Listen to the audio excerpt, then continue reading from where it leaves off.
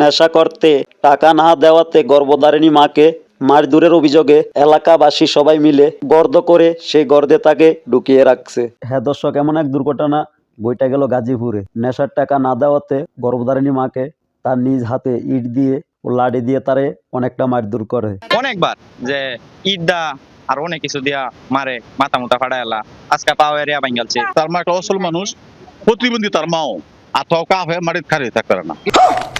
আরো কয়েকবার কিন্তু এলাকাবাসী সবাই মিলে কয়েকটা সালিশের মাধ্যমে তাদের মা ছেলেকে আবারও এক করে দেওয়া হয়। ইতিমধ্যে তার অনেকগুলা বিচার মানুষ করেছে, কিন্তু তার বিচারে কোনো কাজ করে না। বাবা মার গায়ে হাত তুলে এরকম মানুষকে আমার জানা মতে মাটিতে পুঁতে রাখা নয়, এর চেয়ে কঠিন শাস্তি হওয়া উচিত। কিন্তু এইবার আর এলাকার মানুষে আগের মতনে সালিশ করে তাদেরকে আর মিলিয়ে দিল না। গর্ভধারিণী মার উপরে হাত তোলাতে এলাকাবাসী সবাই মিলে তারে গর্দ করে সেই গর্দের ভিতরে তারে ঢুকিয়ে রাখে। বিড়ি খা, গান্দা খা, মিলেছে লাগছে না, তার মিলেছে লাগছে। এখানে কি দাম আছে?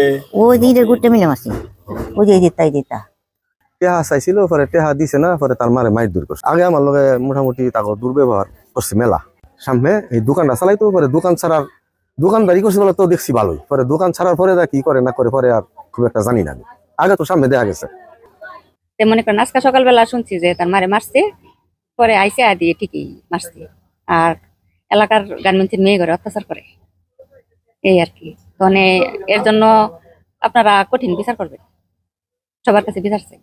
হ্যাঁ, মাদক খা, এরকম ছেলে সন্তান যে কারো করে না হয়। দিছি মারে 2500, পরে এনতে টিয়া ভাঙছে 500, এটা ভাঙার পরে কইছে আমার 2000 টাকা দাও, আমি বড়ি এনে বড়ি বেচা।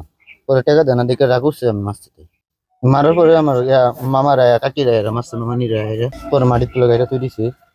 চাইনা তিন সন্তানের মা বাবার উপর। যারা এই কাজটা করছেন তাদের সবাইকে আমি সেলুট জানাই, কারণ এই ভিডিওটা দেখে গর্ভধারিণী মার উপরে কখনো নির্যাতন ও অবিচার করতে সাহস পাইব না।